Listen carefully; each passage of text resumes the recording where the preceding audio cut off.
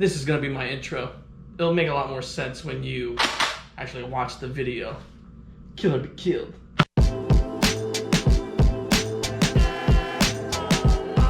Hey everyone, my name's Justin. If you're new here, I like to talk about movies, comic book, TV shows, video games, all that sort of jazz. And if you're coming back from previous videos, I appreciate that. One thing that I like to do is give a comic book spotlight. I'll give a particular comic book that I've recently read some recognition, whether it be famous or something more on the independent side. And today, I'm actually gonna talk about something that's not DC, Marvel related, or not even really like superhero related. I'm talking about this very well written, very beautifully drawn book. It is from Image Comics.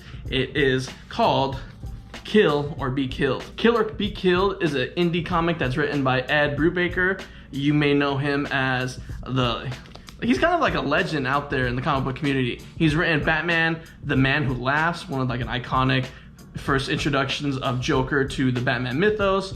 He's also written Doctor Doom, Books of Doom, I think in 2018. And he's also responsible for creating Captain America, The Winter Soldier, which honestly is probably one of my favorite comic books of Captain America. I love The Winter Soldier as a character. He's done phenomenal work. And the artwork here is beautifully drawn by Sean Phillips. Sean Phillips is somebody that I don't necessarily know all too well. He's new to me, but I'm glad that I was able to be introduced to him. I think Sean Phillips, the only thing like I actually know of him is his Marvel Zombies artwork. As you can tell, I have the whole series in the compendium form.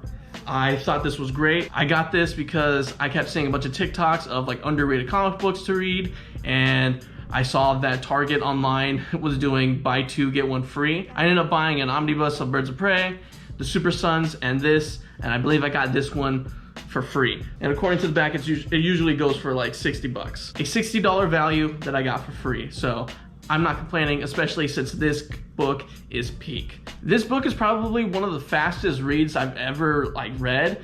It is more so on the slimmer side compared to a compendium or omnibus, but the story is perfectly paced, it is action-packed, it is thrilling, and it's really dark, very dark from the beginning, because we'll start off with the main cast. We've got Dylan. Dylan is an undergrad student. He is the type of guy who has a negative outlook on life. He's very down on himself. He has some mental problems that he ignores, and it starts off with him trying to kill himself because he's not happy with where he is in life. And miraculously, when he jumps off a building, he doesn't die. When Dylan goes back to his apartment, he's introduced to this demon-like figure who basically says, "You're welcome that I saved you, and because that I saved you, you have to kill bad people in order to stay alive, and you have to kill one person a month to stay alive." And so we basically start this journey of him not really taking this threat seriously, where he ends up going along with it and is taking out all these bad people. And you're probably wondering, who are these bad people? Well, that's kind of like what he determines who is bad, whether it be murderers, rapists, typically like people who abuse the law and some of the worst laws out there. Throughout this book, we follow him on his journey on whether or not he should be doing this. Then he kind of just goes all in on this crusade against these bad guys. In one point of the story, he kills someone that's part of the Russian mafia. And so now he has made enemies out of the Russian mafia. The more people that he's starting to kill, the more that he gets recognized by the police. And so now he has the police to go after while simultaneously trying to get his life together, his love life together. And that's when we're introduced to a girl named Kira. Kira is the best friend that he has grown up with, who has romantic feeling towards. And we see Kira actually is dating Dylan's roommate, Mason. And so that kind of adds to the loneliness of why Dylan feels so alone in the world. And we get to see her on her journey, on her own self-discovery, on how to make her a better person. Another reason why I very much enjoy this book is of its strong female supporting cast. So I've already mentioned Kira, but we also have Detective Lily Sharp. Lily Sharp is a hardworking woman who is working with these misogynistic men in the police force who do not really consider her a real cop. She is trying so hard to prove herself, and she is taking on the case of who is this person killing all these bad people. And along the way, she goes through her own self-discovery on whether or not if this is just or just senseless murder. So I find it very interesting that these characters go through their own personal journey, not just Dylan, the main character. Don't get me wrong, all the violence is cool, but I enjoy when a story puts violence in there to help further the plot. Everything's there for a reason. It's just not a big old gore fest for shock value.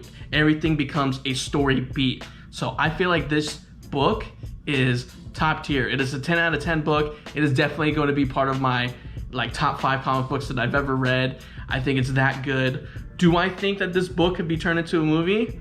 Yeah, but I wouldn't want it to. I think because of the length of how everything is, I think this show would rather thrive if it does become part of the media. Then I think this show would thrive as a limited series. I do think this show would thrive as a limited series. Hopefully live action. Animation would be cool, don't get me wrong, but I do think this has the potential to be live action, and maybe 3 to 4 seasons max for this show, because for this book, it really goes on a crazy journey on who ends up surviving, who ends up not, and then whether or not this demon is real or if just a part of his imagination. That's kind of why I very much like the ending of this book. I don't want to give anything away, but usually I'm not really too happy with the endings of certain stories. But this one I felt like it ended very well. So I guess to kind of sum it all up, wonderful storytelling, amazing artwork, lots of twists and turns. Everything is just escalating all the way to the very end. And this book is a 10 out of 10. I recommend you all read, if you're all mature enough to handle it, especially all these suicidal, mental health awareness themes. I do believe that this is the book for you. One thing that I will say about this book is that a lot of issues can be prevented if you seek help, or if you are somebody who notices that someone needs help. Definitely talk to them, because all it takes is a little bit to change somebody's life.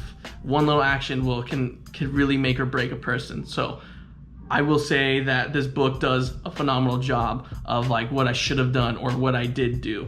So thank you all for listening to me yap. I hope you all have a wonderful, safe day. Check up on those that you love, and I'll see you guys in the next video. Peace out, Tupac.